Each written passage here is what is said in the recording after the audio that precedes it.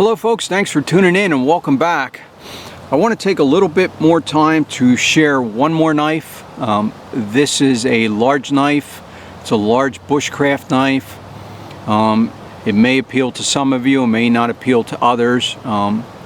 Given that it is a pretty large bushcraft knife, I'm going to share the Bark River Aurora II. I have the standard, I have the mini, and I also had the Linton bore version, which I would put it in the category as being one of the Aurora knives. So I have those models, and Bark River is also coming out with an Aurora III, which is even larger than the knife that I'm going to show you now. So like usual, I'll talk about the sheath. I have it in a custom sheath, so I'm going to share that as well.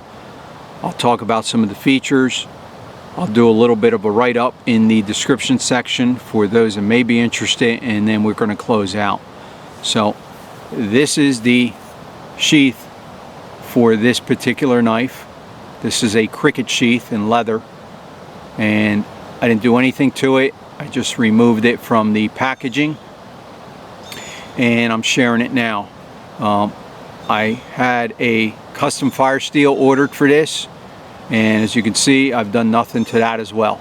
I still have to run some sandpaper on it and remove the black material from the rod. But it has a belt loop on it that's removable, so this can be worn dangle style, and you can back the hardware out right there, remove this piece of metal and the loop, and then this is gone. And it can also be worn on the belt by weaving a belt through here in a cross draw configuration. So another option of wearing this cricket sheath. And share it this way. Has a tie down point. I don't think that's necessary. I'll probably never use it, but it's there. And it has a drain hole at the bottom. It also has a lanyard, a Firesteel loop on the side for a Bark River Firesteel, and it's in there pretty tight. It's not going to come out, and there you go. And this is black canvas with a red liner. And like I said, I haven't done anything to this Firesteel. As you notice, they're a bit longer now. They're about 3/4 of an inch longer than they used to be. So I'll take this black material off, and then this will be ready to go. I'll also add some more security to it. I'll run a piece of shock cord through here. I'll loop it around and cinch it off right there, and then I'll put a cord lock on it real nice, and then it'll be foolproof at that point. Now, it also has a pouch in the front. This is an optional feature that's removable, by the way. So I could take this off or carry it. I could put a stone in there. I decided to put a small hone in there. Little mini strop. And there you go. For reconditioning the blade out in the field, perhaps giving it a working edge. I can put a compound on here, CBN formula, or diamond paste, something like that. And that rides right in there. So not necessary, but it's on there, and that's how it's going to ride in this custom rig. So it's a beautiful setup. This is the kind of rig that will last a lifetime,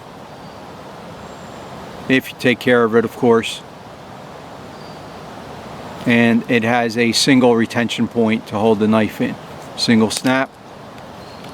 So let's talk about the knife. It's a real beauty. It's a very large knife, certainly for a bushcraft knife, and there you go. So I'll talk about some numbers. The overall length on this knife is 10.5 inches or 26.6 centimeters. Now the blade itself is coming in at 5.6 inches or 14.2 centimeters. Give you a shot of the stock there. Very nice point. Certainly a usable point for piercing, probing, peeling back bark.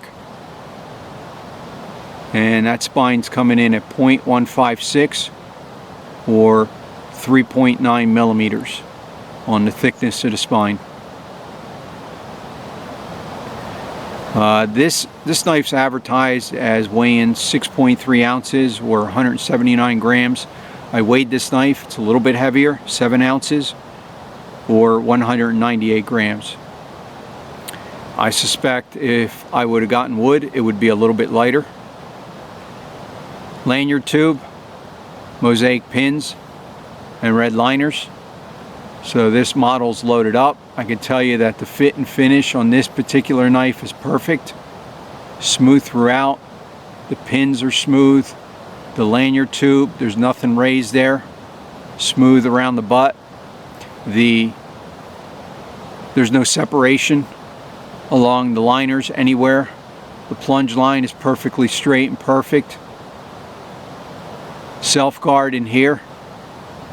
Very nicely done. So the person that worked on this knife obviously took their time and they refined it very, very nicely. Razor sharp. No issues there. CPM 3V on the blade steel. And if you notice, this particular knife has a taller blade than the standard Aurora, and it doesn't have a shoulder up here. So it's full height.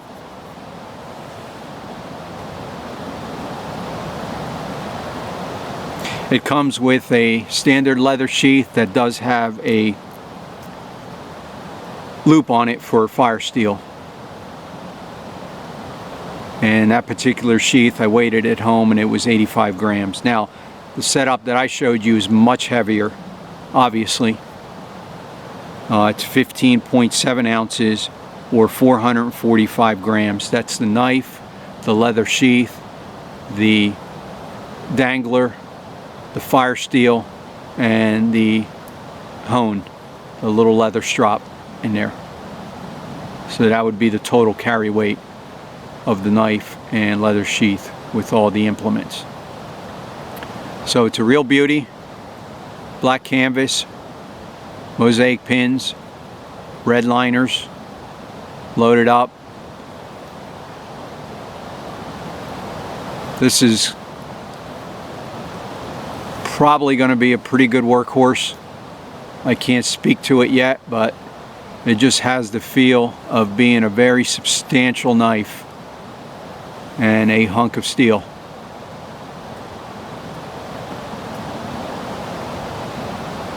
Anyway, I wanted to take a little bit of time to share this beauty with you all.